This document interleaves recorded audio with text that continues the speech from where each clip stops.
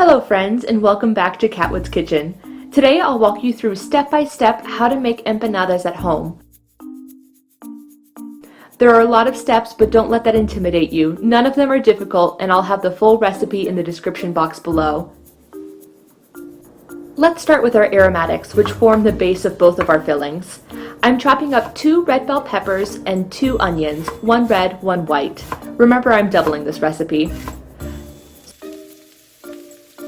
Sauté those on medium-low heat until softened, stirring frequently. We aren't looking to brown the onions or peppers, just to cook them through. Once soft, I like to add in a few cloves of crushed garlic.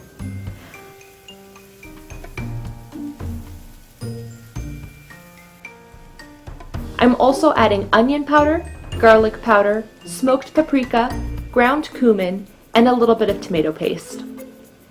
These spices will bloom in the oil, but be careful not to burn them. Just keep an eye on your pan and stir on low heat. I like to add hard-boiled eggs to the ground beef filling. I cook my hard-boiled eggs in the Instant Pot, but of course you can just boil on the stove if you don't have one.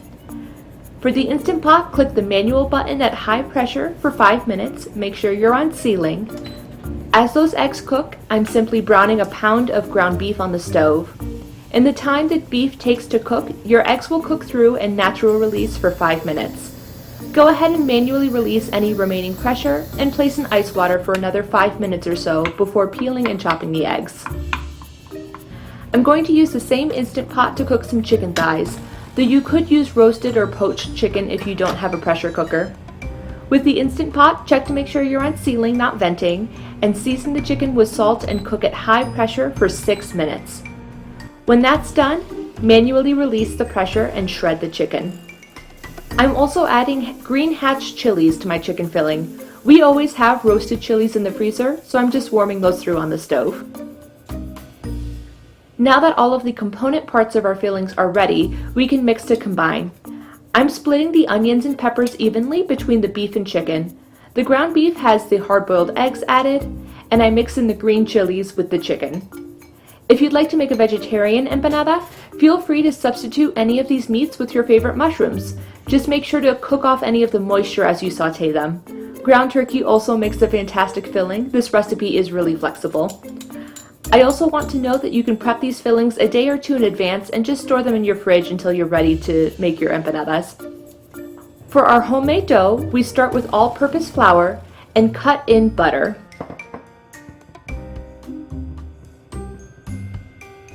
Add a pinch of salt and 1 large egg and mix to combine, making sure to fully incorporate the egg evenly.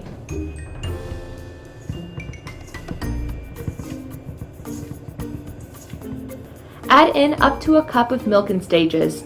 I'm adding the milk slowly to determine the hydration level of my dough and to make sure that the milk is incorporated throughout and doesn't just clump up in one part of the dough. It's going to be a dry and shaggy dough, and that's okay. Have faith that it will come together. Knead the dough on a floured surface until it begins to come together into one mass. It will feel dry, but again, that's okay. It will continue to hydrate as it rests wrapped in plastic in the fridge for at least 30 minutes or up to a day ahead. I like to separate the dough into 2 parts to make it a little easier to roll out. Roll your dough to about 1/8 of an inch thick and use a cutter, I'm just using a plastic container, to cut circles.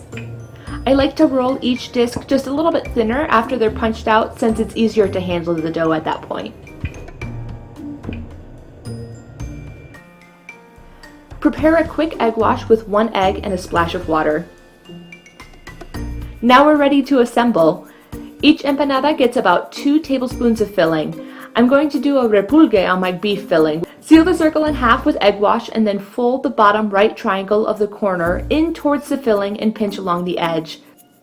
Repeat to the end of the dough and tuck any extra under to the back. I'll show you this a few more times. It gets easier with practice, I promise.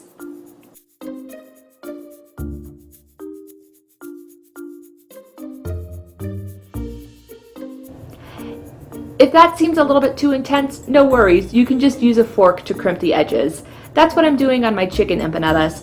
It's easy to use different techniques on the edges if you're doing multiple fillings, so that way you know what's in each empanada.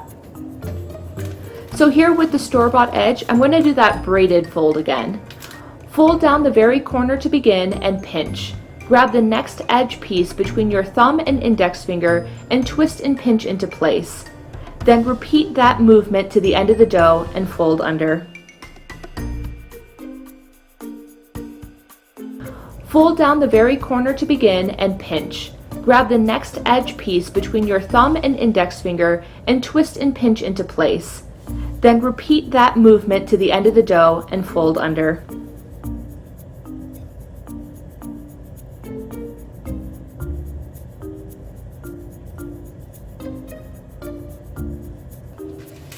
Place your sealed empanadas onto a parchment-lined baking sheet and brush down liberally with egg wash. The store-bought dough gets the same treatment with egg wash. Make sure to brush underneath the braid for maximum browning. After 25 minutes in a 375-degree oven, they're piping hot and almost ready to eat. I let them rest for about 15 minutes so that you don't burn yourself when you bite in. There is some steam sealed in there. I hope you enjoyed this recipe, and if you decide to make these at home, I'd love to see a picture. Find me on Instagram at CATWOOD'S Kitchen or post in the comments down below. You won't regret making these, I promise.